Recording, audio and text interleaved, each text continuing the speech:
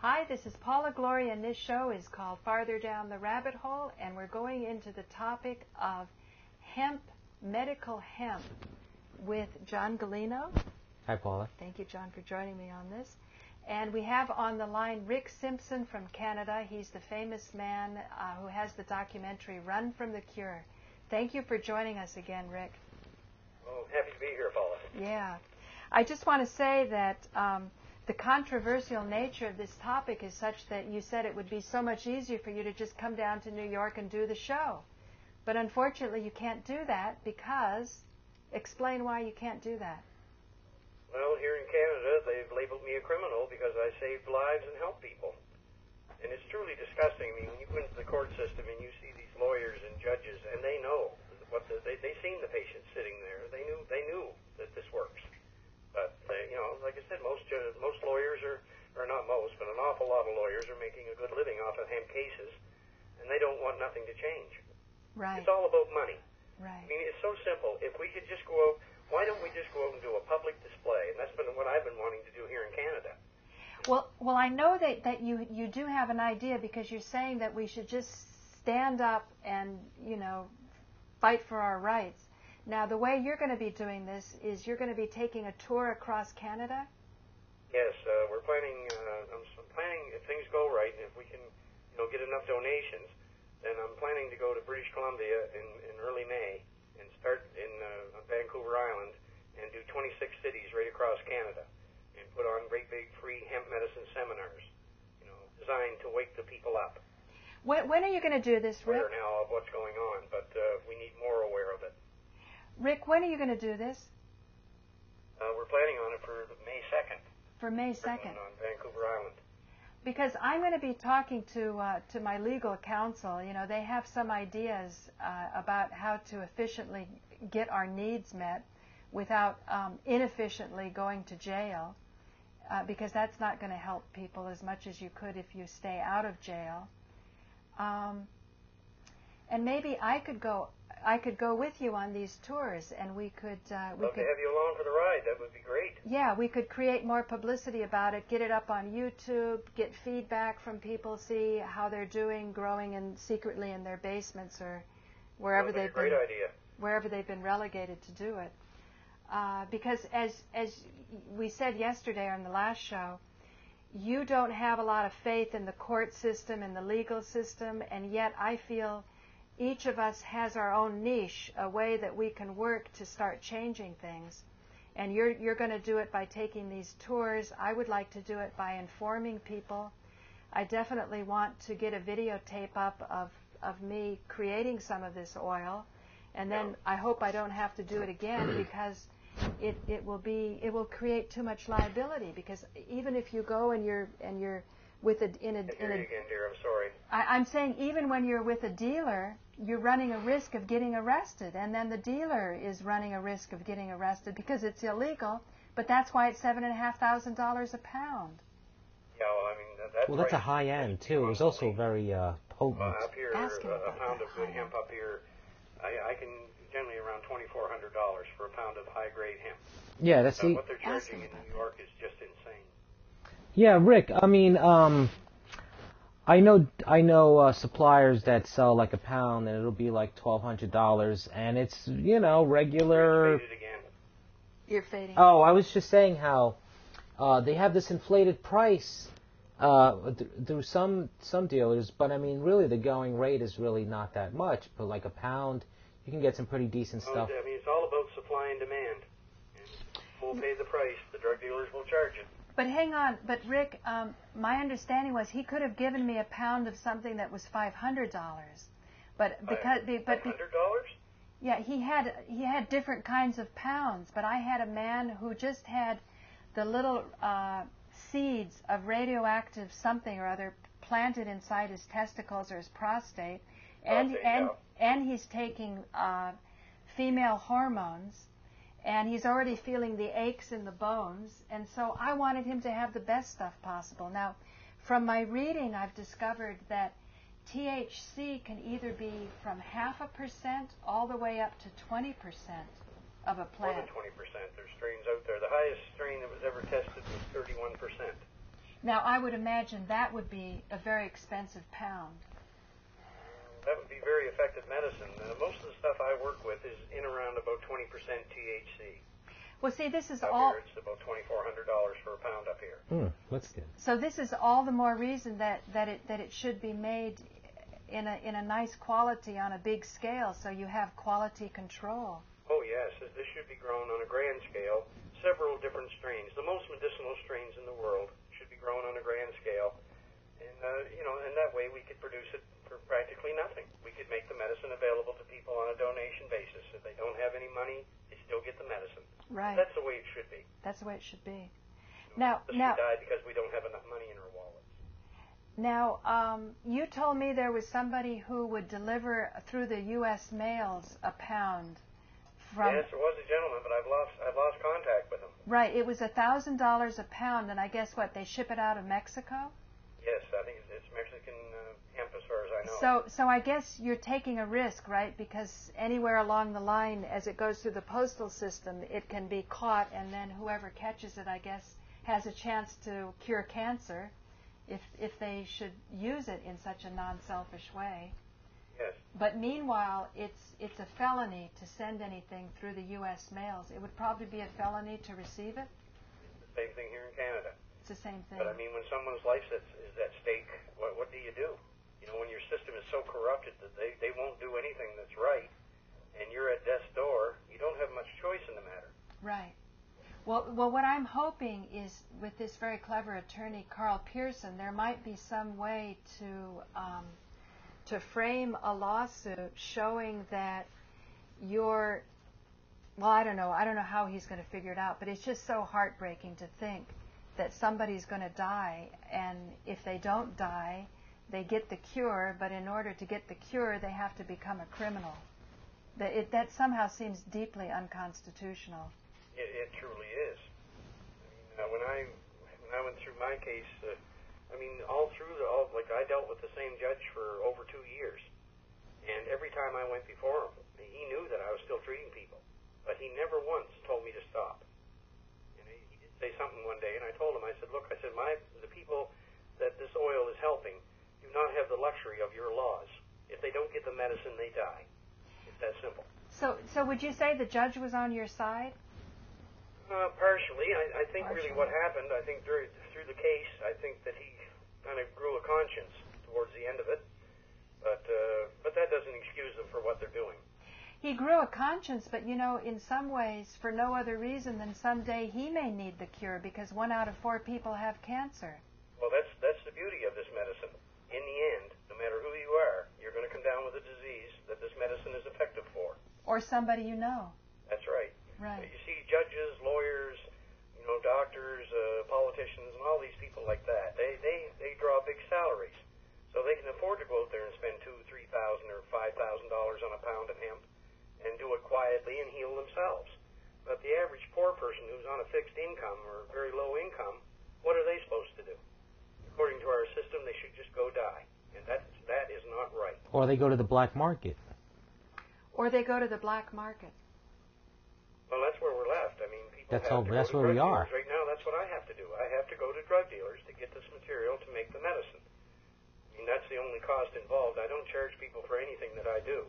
And when I was growing the hemp myself, I gave it all away. Now, when you were growing it yourself, Rick, how much were you growing? And were you growing in your backyard? Yes, it started about 10 feet from my patio door. And I had, in 2005, I had 1,620 plants in my backyard. The RCMP came in and took that, although they were notified months before what I was doing, and I even asked them for the hemp that they confiscated so I could make more medicine. Right. Yet the same detachment comes and raids me, like 3 months after I contacted them. And then again in 2006, I had another 1,100 clones in my backyard, and same thing, in they come. You had 1,600 plants in your backyard? Wow. I mean, it's the same with these people here with the RCMP in Canada and in the United States, the DEA. Do these people not realize that they're killing their own loved ones? Do they not have family members that are suffering and dying for no damn reason? But people they do. But see, Rick... And these people in the DEA, it's time they woke up. But see, Rick, You know, here's the part that's so heartbreaking to me. What happened to your 1,600 plants? I doubt they were flushed down the toilet. And I bet... Well, they take them, and for years there, they were taking the hemp and burning it. And I hear now what they do is they take it up and they dig up a big hole in the field, and they put it all in a hole, and they dump chemicals on it. So you can't dig, it's no more good.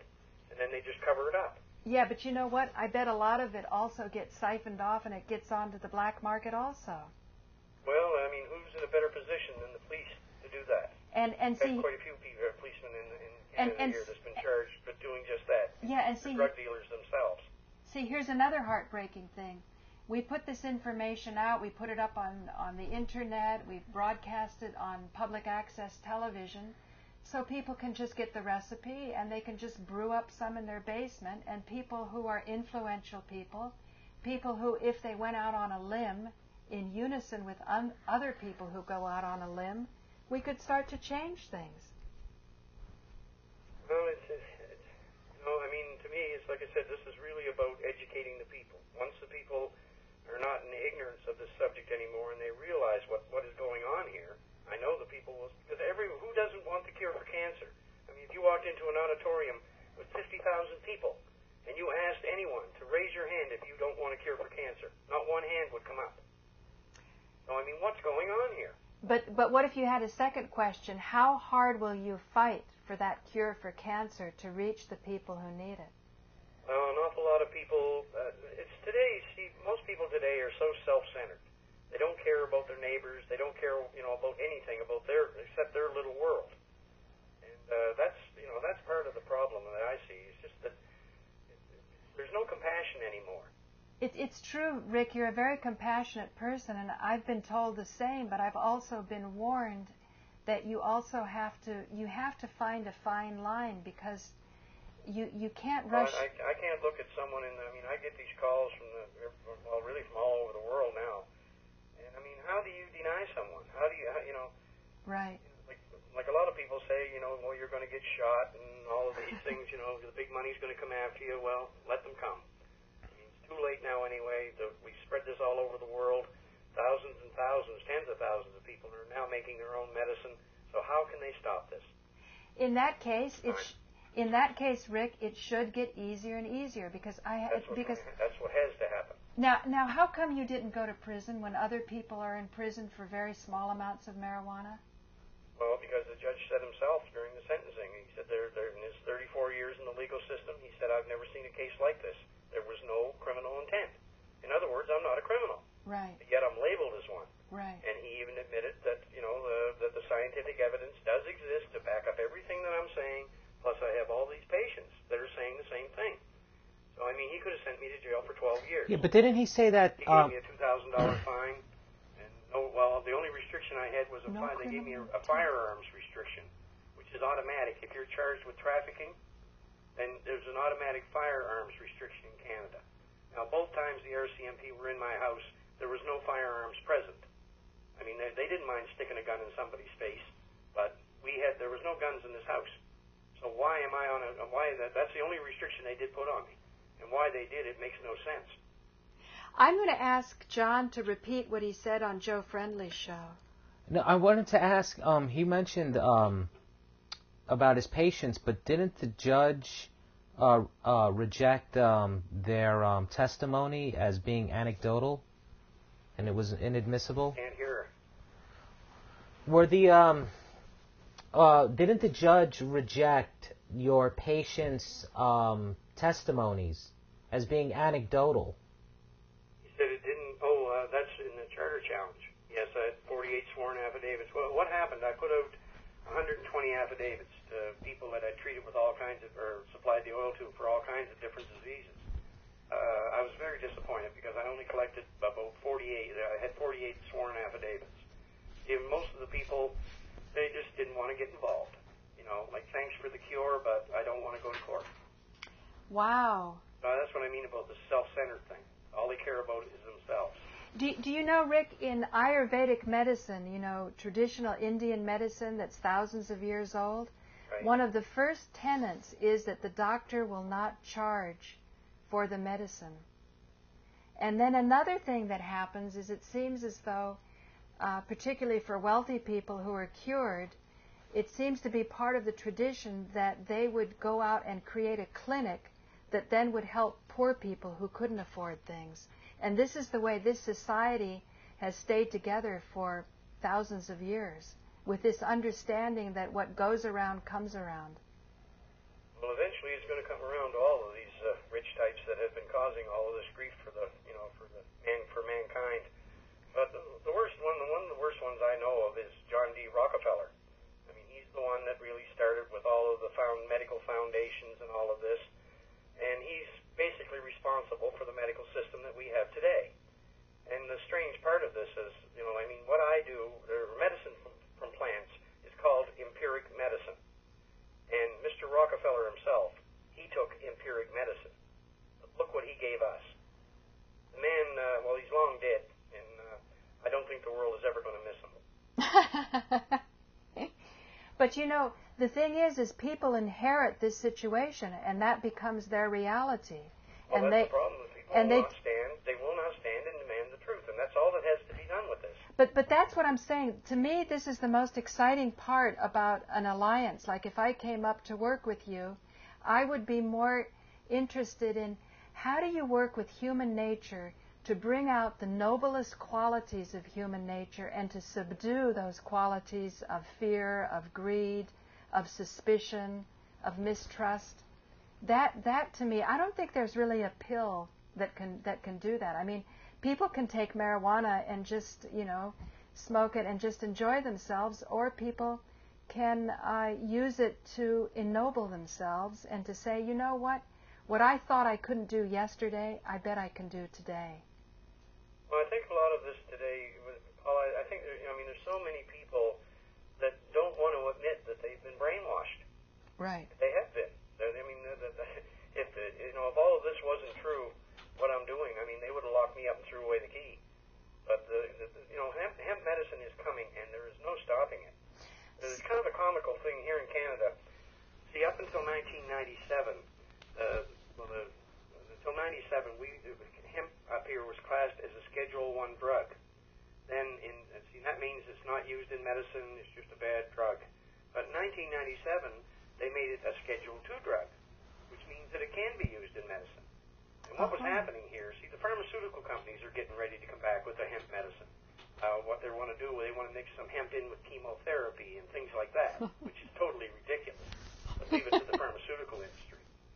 So they were planning, and there's a company right now, GW Pharmaceuticals in England. They sell a product called Sativex.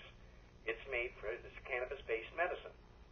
But what was happening here, they were getting ready to bring hemp medicine back to the public in watered-down forms, the same as they did back in the 1800s.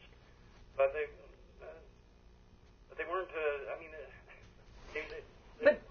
Everything they're doing is just. But just a second, Rick. Maybe it's because the genie's out of the bottle, as you said. How can they bring it back in watered-down versions? Because you said in the 1800s, the drug companies that existed in those days were probably deathly afraid that the common farmer would find out that he could just grow this on his farm.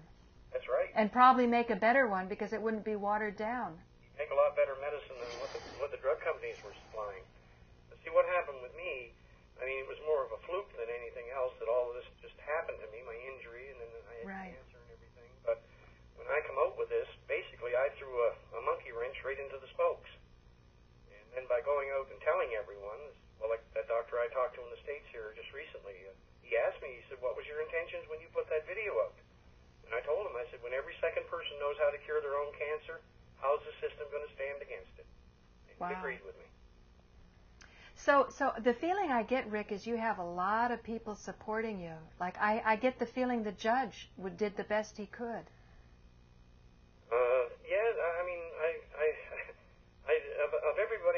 Of everyone that I dealt with in the legal system, I have more respect for that judge than I do any of the rest of them. Right. But still, they have to recognize that what they're doing is wrong, and they have no right to be doing it. It's so well recognized, like for MS patients, for so many different diseases that this medicine is effective for. How can you look at someone in a court as a judge and tell them that they're a criminal? because they have a disease and they need this medication. You know, are you a criminal because you're sick? Again, they have to wake up and realize what they're doing, because one of these days it's going to be their turn. Right. You know, there's a Supreme Court judge, I think, in California. I don't know if he's retired or not. I hope I can find him again on YouTube. But he spoke for about 10 minutes on the importance of legalizing. I'm not sure if it was all drugs, but certainly it was at least hemp, marijuana, because he said if you don't, you foster this underground criminal element. And in order to get rid of that criminal element, you know, that finds the big money in it, you know, Well, I mean, as I said, you take out the profit. That's the point. You take out the profit. Take the profit away, and the crime's gone. There Right. is no crime. There never has been. I mean, what people have to realize, this is man's oldest known and safest medication. You know, it's totally non-addictive. It's totally harmless. You cannot kill yourself with this medicine. Right, you can't OD. So, I mean, it's why impossible. would anybody with, you know, a rational brain stand against this? I think many of these politicians and a lot of these people in the DEA, I think they believe their own propaganda. And that's exactly what it is. It's all propaganda. I agree, but when you've actually been cured yourself, I sensed a little bit of heartbreak, and I don't blame you. If you've cured somebody of cancer, if they were lucky enough to run across you and to get this, it must be pretty frustrating when they don't help you. Oh, it's totally frustrating. You know, I mean, there's a local politician here I went to. I knew the man for 40 years. I went to him back in 2003 about this. He wouldn't lift a finger. You know, but yet he's supposed to be representing the public. It don't seem to me that he's doing much of a job. Now, hang on. Was he cured himself? No, he was never treated. But I went to this politician to do something about this. He was one of the first ones I went to because I knew him. No, I thought, you know, that no. he's a decent man. I found out that he wasn't. Okay, but what I'm meaning, what about if somebody would have died? Because you had a few cases at death's door. The hemp oil could help somebody at death's door. Yes. If they turn around, you would think that they would feel, my God, I've got a new lease on life. What more can I contribute back to humanity? Well, some do that. I mean, these ones that went to court with me and were willing to testify, they were all the same. They realized what's going on here, and they were there with me to help put a stop to it. Okay, so but Rick, the system stands in the way and won't let you on the stand because of their corruption. Okay, I understand if they can't go on the stand, but what if they'd been allowed to go on the stand? Would they have tainted their career to do that? No. I don't. I mean, because you cured yourself with an oil of cancer, I mean, why would that taint anything? No, I know. Isn't the idea is to maintain life? Well, now, I think a lot of the stigma about smoking marijuana is that people do it to live in their own little world and to not go out and interact with other people or make big... Well, that's not correct. I mean, hemp smokers are some of the most productive people in our society. And if the truth be known, how many lawyers smoke hemp? Yes. And doctors and all the rest of them, politicians. You know, it's okay for them to have their little joint. But they don't want us to have the medicine because it would interfere with their income. Yeah, but that's what I'm saying. That's selfish. Yeah, of course it is. So it doesn't seem as though hemp per se is a cure-all. It's not going to make a selfish person into an unselfish person. It may take cancer away from somebody who has cancer, but to me, the greater human drama and challenge is how do we give back to the society that we're part of? Well, I think the oil does make you more aware of what's going on in this world. I know I was never an Einstein, believe me, but I've seen with this oil, the use of this oil, if anything, I think my intelligence actually has increased and my compassion for humanity has increased. But I am truly frustrated with all of the corruption and the lies and like I said, why people put up with it is beyond me. And well, Rick, I don't understand how they can, like we all know what chemotherapy is. But yet they'll go into that doctor in the white coat and he'll say, go for chemo, and they just go like sheep. They don't even question the doctors. Rick, can I pass? Most doctors wouldn't take chemo themselves. I know. Can I sort of share something with you that's worked for me? Because I've investigated a lot of conspiracies. I've uncovered a lot of heartbreak. And sometimes when I'm so heartbroken, so grief-stricken, so devastated, so upset, and so frustrated, I say, you know what? There must be something that I don't understand yet, because the world still does go on, despite the corruption, despite the selfishness, despite the cruelty, despite man not helping fellow man. Well, you would think there would be somewhere that you could go. I mean, I've even been to the United Nations about this. They wouldn't lift a finger. The United Nations broke my heart straight away when I came back from India. You know, I was trying to get somebody nominated for a nonviolent peace prize. I couldn't even find the appropriate office to go to. So I found that when you went to go to the UN, I thought that was kind of cute and naive. Well, I mean, at that point, we'd been everywhere else, so we were just talking one day, and then we decided, well, we'll try Stephen Lewis at the United Nations. But, you know, they portray the United Nations as being some kind of great organization, but in truth, they're just a bunch of flunkies for the big money. Yeah, okay, but what do you, we only have 2 minutes left. What do you think is the greatest personal challenge that you have before you, and how do you intend to overcome that personal challenge? Well, the greatest personal challenge is to educate the people. Okay. And I'm just going to continue to do this. Well, I mean, I have to take the medicine for as long as I live due to my condition. And, there's nowhere else for me to turn. And so I'll take this to the day I die. Well, Jane Goldberg is hoping we can get you to New York because she thinks she knows somebody that can help you. But with post-concussion syndrome? Yes. I think that there's a cure actually within the hemp plant, because I had a strain here one time. A fellow gave me a joint, and it took the noise right out of my head. I couldn't believe it. Right. I couldn't find it again. We went out looking for it the very next day, and we couldn't track it down. But I think there is a strain of hemp that can help me. Okay, so in that last minute that we're going to go out, if anybody knows the strain that can help Rick Simpson, then please notify us. I'm at Rabbit Hole Central at earthlink.net. You can also Google me on YouTube, and you can find out about Rick's hugely important documentary called Run from the Cure. So I want to thank you for joining us, Rick. I'm happy to be there, Paula. And thank you. I want to encourage the American people and the Canadian people to stand up. I mean, demand a true democracy where we have government working for the people instead of all this corruption. Great. Well, thank you very much. And this is Paula Gloria, and this has been a very exciting episode, as usual, whenever we have Rick Simpson on the line of Farther Down the Rabbit Hole. So I guess that's it. It's a wrap? That's it. Okay. Thanks a lot, Rick. Okay, dear. And have a Happy New Year. Okay, you too. Happy New Year, Rick. Happy New Year, Rick. Happy New Year to you. Take care, We'll Rick. talk to you folks in 2009. Okay. Yes, sir. Bye-bye. Bye. Bye-bye.